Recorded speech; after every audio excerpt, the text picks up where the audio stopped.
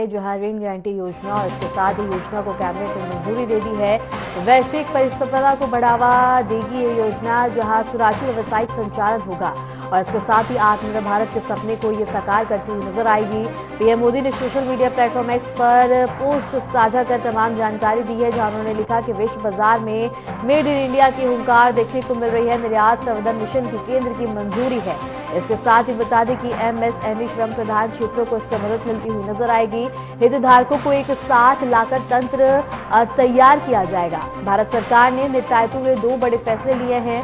एक तरफ निर्यात संवर्धन मिशन को मंजूरी दे दी है, तो दूसरी तरफ 20,000 करोड़ रुपए की ऋण गारंटी योजना की शुरुआत की गई है। इन कदमों का मकसद है भारतीय निर्यातों को वैश्विक चुनौतियों से बचाना और उन्हें नए बाजारों में मजबूत बनाना है। सरकार ने बता दें कि पैसे खर्च करने से निर्यात संवर्धन मिशन को मंजूरी दी है। यह मिशन इस वित्त वर्ष से शुरू होकर 6 साल तक चलेगा।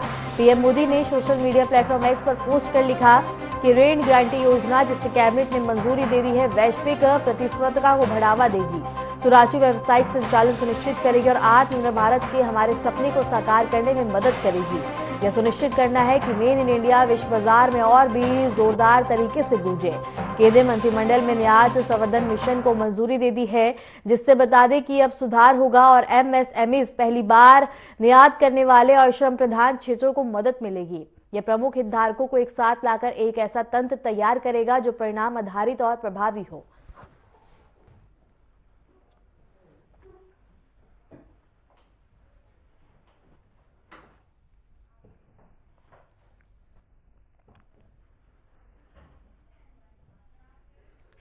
भारत की राष्ट्रपति द्रौपदी मुर्मू ने बुस्तावा का दौरा करते हुए खनिज और ऊर्जा मंत्री के साथ बता दें कि डायमंड ट्रेनिंग कंपनी का निरीक्षण किया। इस दौरान उन्होंने हीरे के व्यापार और खनिज उद्योग से जुड़े विभिन्न पहलू पर विस्तार से चर्चा की। राष्ट्रपति ने दोनों देशों के बीच व्यापारिक सहयोग और आर्थिक रिश्तों को मजबूत करने पर जोर दिया। कार्यक्रम में उद्योग के वरिष्ठ अधिकारी और प्रतिनिधि भी मौजूद रहे।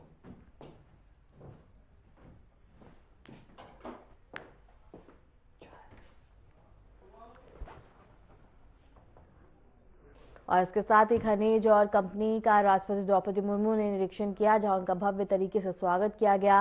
इस दौरान बता दें कि खनिज उद्योग पर उन्होंने विस्तृत चर्चा की, जहां तमाम अपने विचार भी साझा किया और इसके साथ ही तमाम जानकारी भी ली और तमाम बता दें कि विचार विमर्श देखने को मिला।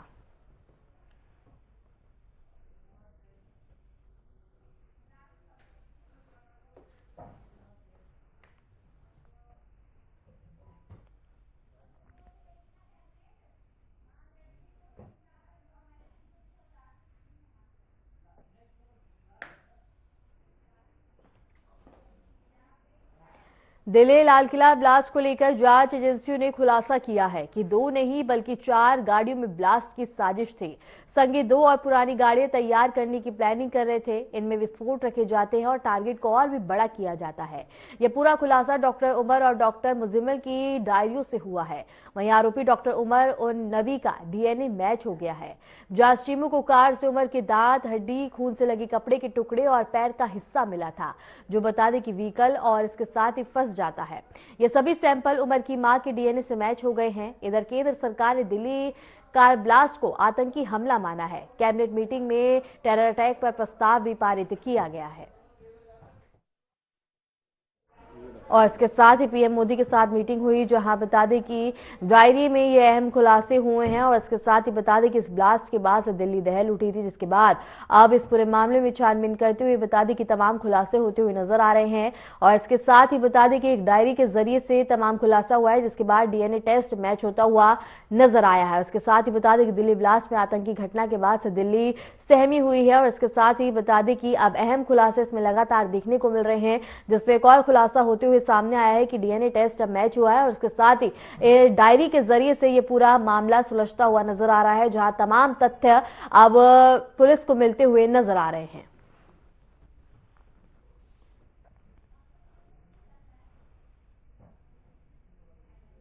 और इसके साथ ही दिल्ली ब्लास्ट में आतंकी घटना के बाद से दिल्ली सहमी हुई है और इसके साथ ही लगातार इस मामले में सबूत और इसके साथ ही खुलासे होते हुए नजर आ रहे हैं। जहां बता दें कि एक और खुलासा एक डायरी के जरिए से हुआ है, जिसमें डीएनए टेस्ट मैच होता हुआ नजर आया है। इसके साथ ही अब आगे भी प्रक्रिया देखने को मिलेगी। जहां बता दें कि डायरी से यह खुलासा हुआ है, जांच एजेंसियों ने अहम खुलासा किया है।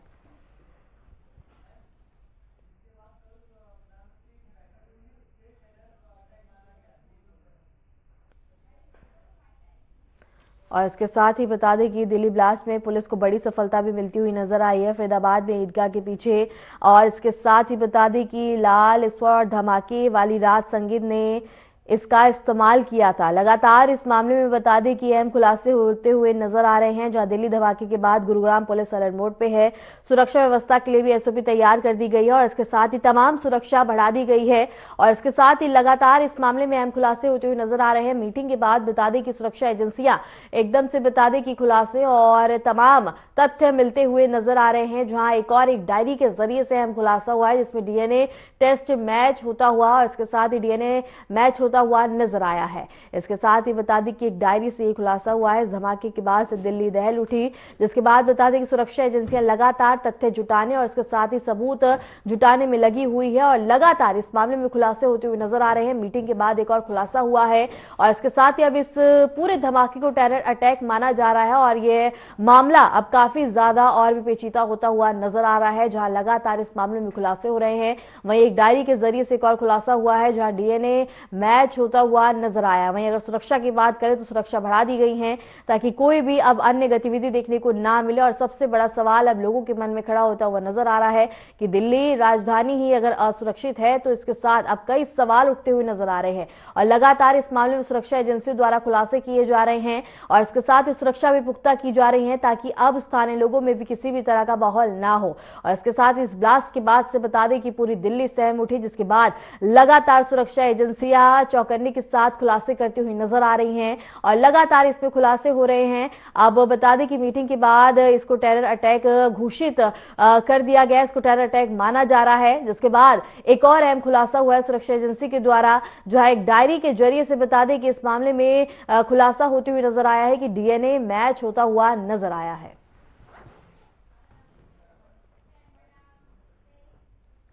दिल्ली ब्लास्ट मामले से जुड़ी बड़ी खबर है, जहां मामले में मृतकों की संख्या बढ़कर अब 12 हुई है और 21 जैविक नमूने एफएसएल भेजे गए हैं। और इस वक्त की बड़ी खबर हम आपको बता रहे हैं, जहां लगातार दिल्ली ब्लास्ट मामले में बता दें कि कार्रवाइयां तेज होती जा रही हैं, खुलासे होते जा रहे हैं और इसके साथ ही कार धमाके की जांच अब तेज हो गई है। अब एक और इसके साथ ही बता दें कि अब मृतकों की संख्या 12 हो गई है और 21 जैविक नमूने एफएसएल भेजे गए हैं और इसके साथ ही मामले में मृतकों की संख्या बढ़कर अब 12 हो गई है।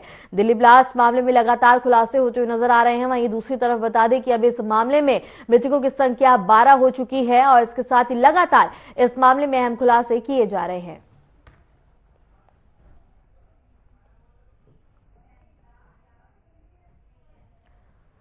रुक करेंगे अगली बड़ी खबर की ओर। दिल्ली में कार धमाके की जांच तेज हो गई है और इसके साथ ही बता दें कि लाजपत राय मार्केट से बॉडी के पार्ट्स मिले हैं।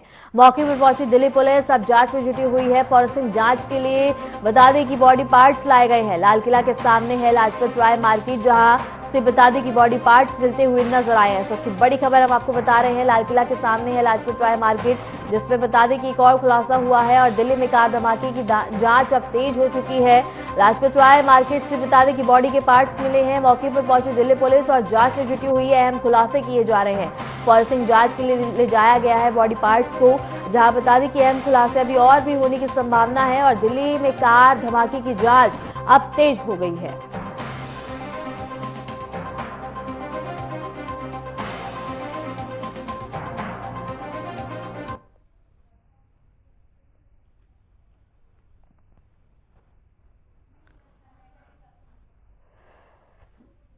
और इसके साथ ही बता दें कि अहम खुलासे इस मामले में होते हुए नजर आ रहे हैं, जहां जांच तेज हो चुकी है और इसके साथ ही लाजपत राय मार्केट से बॉडी पार्ट्स मिले हैं। इसके बाद बता दें कि अब भेजे गए हैं और जांच की जाएगी और इसके साथ ही बता दें कि दिल्ली में कार धमाके के बाद अब जांच को और भी ज्यादा तेज कर दिया गया है।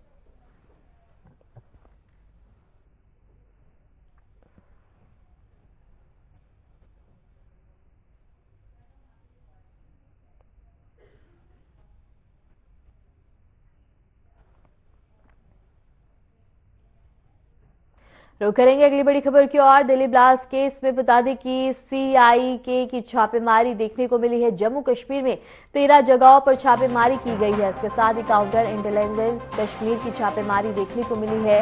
इस वक्त की बड़ी खबर हम आपको बता रहे हैं, जहां दिल्ली ब्लास्ट केस में अब छापेमारी देखने को मिली है। जम्मू कश्मीर में 13 जगहों पर छापेमारी की गई है, जिसके बाद अहम खुलासे होने की संभावना है। दिल्ली ब्लास्ट केस में सीआईके की छापेमारी देखने को मिली है। जम्मू कश्मीर में 13 जगहों पर यह छापेमारी की गई है, जिससे और भी खुलासे होने की संभावना है। दिल्ली ब्लास्ट केस में अब छापेमारी देखने को मिली है। जम्मू कश्मीर में 13 जगहों पर छापेमारी की कार्रवाई की गई है, जिसके बाद बता दें कि और भी ज्यादा जांच प्रक्रिया को तेज कर दिया गया है। लगातार छापेमारी कर खुलासे किए जा रहे हैं। इसी के तहत बता दें कि जम्मू कश्मीर की 13 जगहों पर छापेमारी की गई है, जिससे अब और भी ज्यादा खुलासे होने की संभावना जताई जा रही है।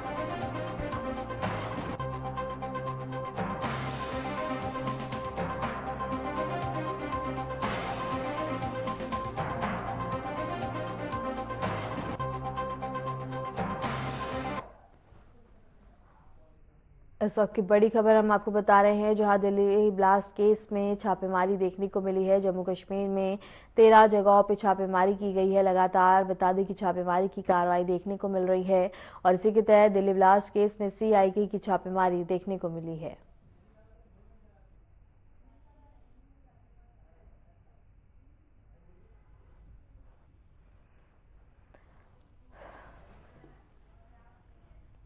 कुपवाड़ा के तंगधार जाबी जंगल में भारतीय सेना और बीएसएफ ने बता दें कि संयुक्त तलाशी अभियान शुरू किया। अभियान के दौरान जंगल में एक ठिकाने से 6 ग्रेनेड बरामद किए गए हैं। अधिकारियों ने बताया कि कार्रवाई इलाके में सुरक्षा बढ़ाने और आतंकवादियों को संबंधित गतिविधियों को रोकने के उद्देश्य से की गई है। तलाशी अभियान जारी है और सुरक्षा बल इलाके में सतर्कता बनाए हुए है। कुपवाड़ा से खबर हम आपको बता रहे हैं, जहां जाबी जंगल में तलाशी अभियान चलाया गया। सेना ने संयुक्त अभियान चलाया है। जंगल में 6 ग्रेनेड मिले हैं। कार्रवाई का उद्देश्य आतंकवाद को खत्म करना है।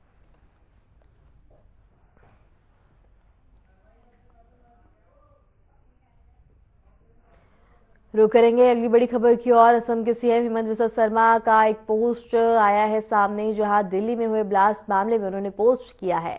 असम से 15 लोग गिरफ्तार किए गए हैं। उन्होंने जानकारी दी है, आपत्तिजनक सोशल मीडिया पोस्ट पर गिरफ्तारी हुई है।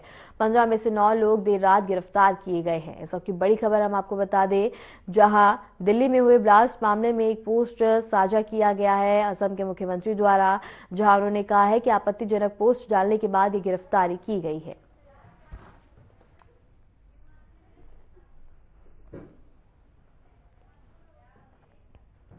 दिल्ली ब्लास्ट के बाद सुरक्षा कारणों से लाल किला मेट्रो स्टेशन अगली सूचना तक बंद रहेगा। बता दें कि बीते 2 दिनों से लाल किला मेट्रो स्टेशन बंद है। अब इस आदेश को आगे बढ़ाया गया है। लोगों की भारी भीड़ को सुरक्षा और डिस्टेंस रोकने में और जांच में किसी भी तरह की रुकावट न आए, इसके चलते ये फैसला लिया गया। डीएमआरसी ने यह फैसला यात्रियों की सुरक्षा को ध्यान में रखते हुए लिया है।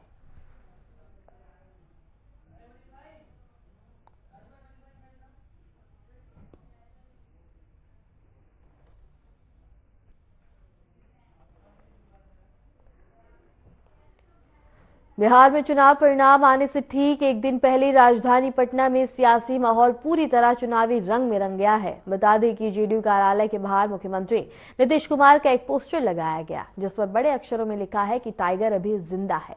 यह पोस्टर सोशल मीडिया पर तेजी से वायरल हो रहा है। एनडीए समर्थकों में जीत को लेकर जबरदस्त उत्साह देखा जा रहा है। राजधानी में जगह जगह लड्डू बनाए जा रहे हैं, ढोल नगाड़ों की तैयारी चल रही है और कार्यकर्ताओं में खुशी की लहर दौड़ गई है। जेडीयू और भाजपा कार्यालय के बाहर समर्थक लगातार जुटे हुए हैं। बिहार की सियासी फिजा में एक बार फिर से नीतीश कुमार के नेतृत्व वाली एनडीए सरकार की वापसी की चर्चा जोरों पर है। अब सबकी निगाहें कल आने वाले चुनाव परिणामों पर टिकी हुई है।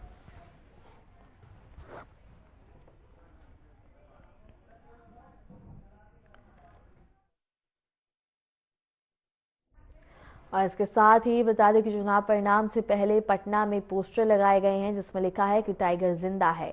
और इसके साथ ही बता दें कि टाइगर अभी जिंदा है के पोस्टर लगाए गए हैं, जिसके बाद उत्साह देखने को मिल रहा है। लेकिन अभी सबकी निगाहें कल आने वाले चुनाव परिणामों पर टिकी हुई है। और इसके साथ ही बता दें कि राजधानी में लड्डू बनाए जा रहे हैं, ढोल नगाड़ों की तैयारी की जा रही है और सभी में काफी ज्यादा उत्साह देखने को मिल रहा है।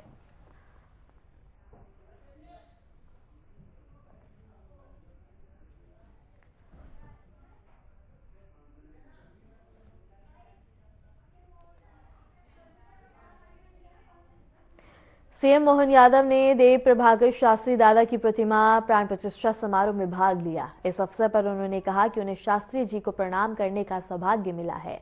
सीएम ने शास्त्री जी के द्वारा दिखाए गए जीवन कल्याण के मार्ग और समाज में उनकी अद्भुत पहचान की प्रशंसा की। उन्होंने कहा कि ऐसे व्यक्ति समाज में आने वाली पीढ़ियों के लिए प्रेरणा स्रोत है। कटनी में बना है। ये कटनी और कटनी के साथ एक छोटे से कूड़ा नामक स्थान से निकल करके माननीय जी ने जो अपनी पहचान बनाई वो हम सबके लिए सनातन संस्कृति के लिए अद्भुत है। मेरी अपनी ओर से बधाई। उत्तराखंड के मुख्यमंत्री पुष्कर सिंह धामी महाराणा प्रताप स्पोर्ट्स कॉलेज में आयोजित 28वीं अखिल भारतीय वन खेलकूद प्रतियोगिता 2025 में शामिल हुए। उन्होंने कहा कि आयोजन राज्य के लिए शानदार है और इसमें 28 राज्य और केंद्र शासित प्रदेशों के 4000 से अधिक खिलाड़ी भाग ले रहे हैं। मुख्यमंत्री ने सभी प्रतिभागियों का देवभूमि उत्तराखंड में स्वागत किया और कहा कि ऐसे आयोजनों से राज्य के खेल प्रतिभागियों को प्रोत्साहन और अवसर मिलेगा।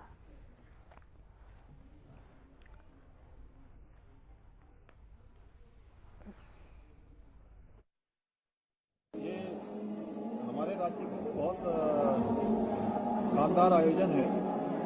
मैं आदरणीय प्रधानमंत्री जी का और आदरणीय वन मंत्री जी का मैं धन्यवाद करता हूं हमको ये मेजबानी देने के लिए। यहाँ 28 राज्यों और 8 केंद्र शासित प्रदेशों के खिलाड़ी इसमें भाग ले रहे हैं और सब मिलाकर खिलाड़ी और हमारे कोच और वन विभाग के सभी अधिकारी कर्मचारी मिलाकर 4000 से अधिक लोग आज इस वन खेलकूद प्रतियोगिता में प्रतिभाग कर रहे हैं। मैं सभी का देवभूमि उत्तराखंड में सबका स्वागत करता हूं और निश्चित रूप से इस प्रकार के आयोजनों से हमारे राज्य की खेल प्रतिभाओं को और आगे आने का अवसर मिलेगा, उनको प्रोत्साहन मिलेगा और शानदार अपनी फिटनेस भी बनाएंगे।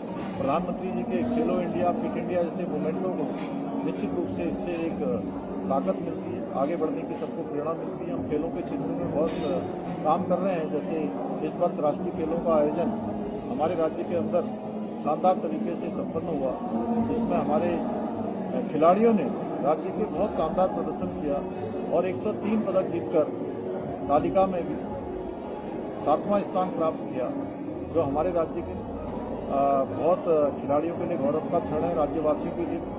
और इसके राष्ट्रीय खेलों के माध्यम से देवभूमि खेल भूमि की ओर भी अग्रसर हुई है और हम आगे भी अनेक जैसे नई खेल नीति लाकर हमने खिलाड़ियों को प्रोत्साहन का काम किया है। अभी कल ही हमारे राज्य की बेटी जिसने महिला क्रिकेट शानदार प्रदर्शन करने वाली टीम का सदस्य थी, उनको भी प्रोत्साहित करने के लिए हम आगे आए। हम हमेशा खेल खिलाड़ियों के प्रोत्साहन के लिए प्रतिबद्ध संकल्पबद्ध है। आउट ऑफ टर्न खिलाड़ियों की जो नियुक्ति का प्रावधान भी हमने किया है। खेल कोटा जो पहले समाप्त हो गया था उसको फिर से हमने प्रारंभ किया है।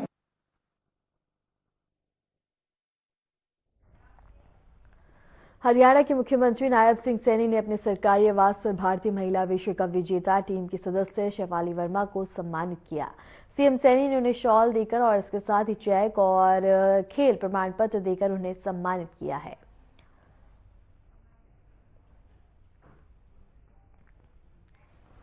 इसके साथ ही बता दें कि वर्ल्ड कप में शेफाली वर्मा का शानदार प्रदर्शन के चलते हरियाणा के मुख्यमंत्री नायब सिंह सैनी ने उन्हें सम्मानित किया है, जहां उनको शॉल उड़ाकर चेक देकर प्रमाण पत्र देकर सम्मानित किया गया। इस दौरान बता दें कि सभी में काफी ज्यादा खुशी देखने को मिली।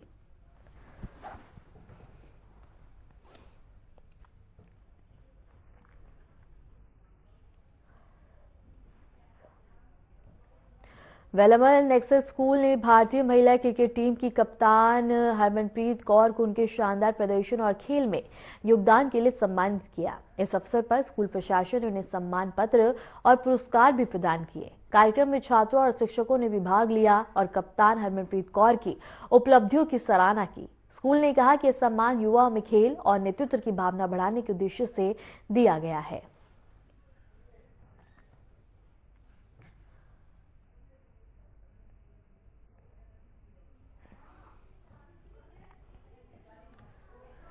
राजस्थान के मुख्यमंत्री भजन लाल शर्मा ने प्रवासी राजस्थानी दिवस 2025 से पहले अपने कार्यालय में एक महत्वपूर्ण समीक्षा बैठक की। बैठक में उन्होंने आयोजन की तैयारियों, सुरक्षा और व्यवस्थाओं को लेकर अधिकारियों से विस्तृत जानकारी ली। मुख्यमंत्री ने अधिकारियों को समय पर सभी व्यवस्थाओं को सुनिश्चित करने और कार्यक्रम को सफल बनाने के निर्देश दिए। इस अवसर पर संबंधित विभागों के वरिष्ठ अधिकारी भी मौजूद रहे।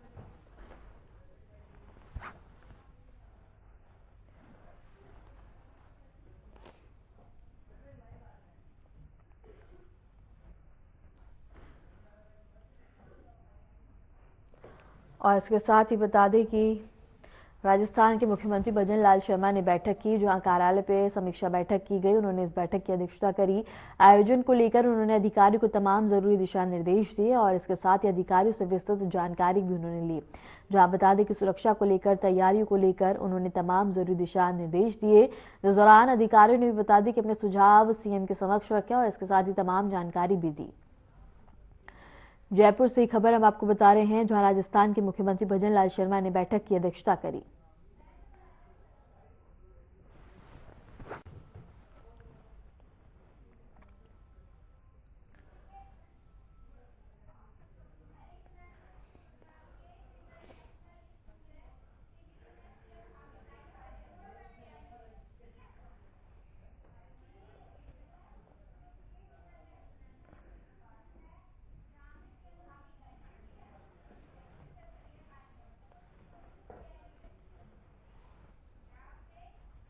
अब आपको सीधा ले चलते हैं टिहरी, जहां बता दी कि ऋषिकेश इंटरनेशनल स्कूल में सीएम धामी ने शिरकत की है और इसके साथ ही उन्होंने इस कार्यक्रम में शिरकत करके अपनी उपस्थिति दर्ज करवाई है।